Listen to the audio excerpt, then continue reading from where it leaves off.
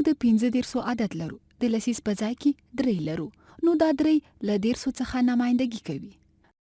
د لسو یو ګروپ 2 3 ګروپونه، او بیا د 21 په ځای کې 15 لرو، نو دا 15 دانې یو ښیي، دلته یې لیدلی سو 1 2 3 4 5 او غواړو له دغه 15 یا 3 لسیز او 15 21 سره 6 جمع کړو. 6 د 21 په ځای کې دی 1 2 3 4 5 6 21. غواړم ووایم چې ویډیو یې ودروئ او کوښښ وکړئ چې 6 د 15 سره جمع کړئ. ښه، راځئ چې حل یې کړو.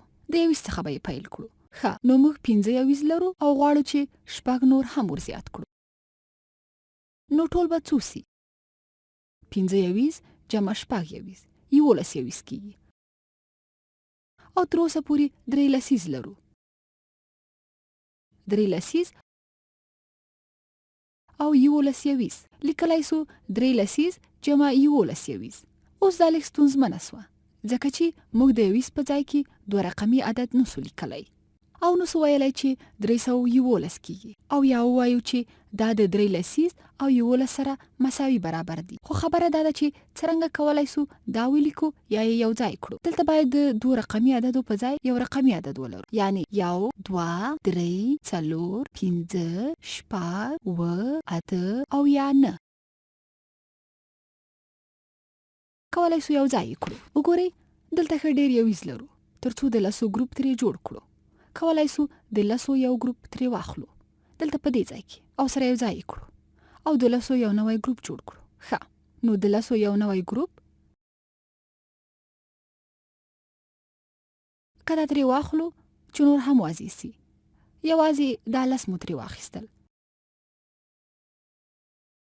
او په یو نوي ګروپ کې مو سره یو ځای کړل. اوس څو لرو؟ که یې په دې ډول سره ګروپ کړو نو 1 2 3 4 د لسو ګروپونه لرو او څو دانې 21 لرو 4 21 جمع. ښه، دا ټول 10 دانې 21 مو سره یو ځای کړل او یوازې دغه یو دلته پاتې دی.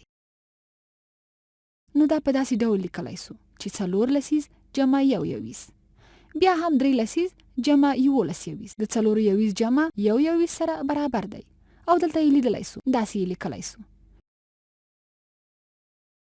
چې 1 21 او 4 لسیز. ښه، نو که چیرې مو دا هر څه نوي رسم کړي او نه مو په ګروپونو کې سره یو ځای کړي وي نو څرنګه به مو حل کولو؟ ښه، دا ټول هغه څه دي چې په ذهن کې باید وکړئ او د دې د حل بله لاره چې ووایو چې 15 جمع 6 11 کیږي. خو موږ دلته 11 د 21 په ځای کې نسو لیکلی، نو ویلی سو چې دا د 10 جمع 21 سره یو شان دي. 1 لسیز جمع 1 21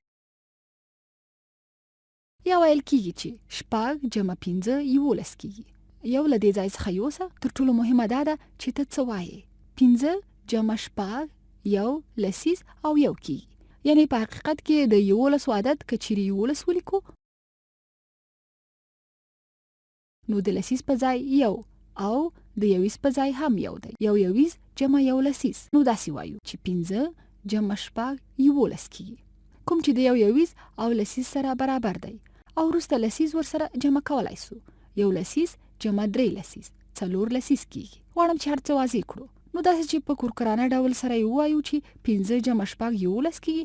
ښه، نو غواړو چې د 21 یو دلته ولیکو او دا یو دلته د لسیز په ځای کې. دا کار ځکه کوو چې سره یو ځای کوو یې د لسو دا ګروپ سره یو ځای کوو. ویلی سو چې له دې څخه 10 واخلو او د لسو په یو نوي ګروپ کې واچوو او یوازې یو د 21 په ځای کې پاتې کیږي. تنها یو د 21 په ځای کې او نور ټول مو د لسو په یو ګروپ کې ولیکل.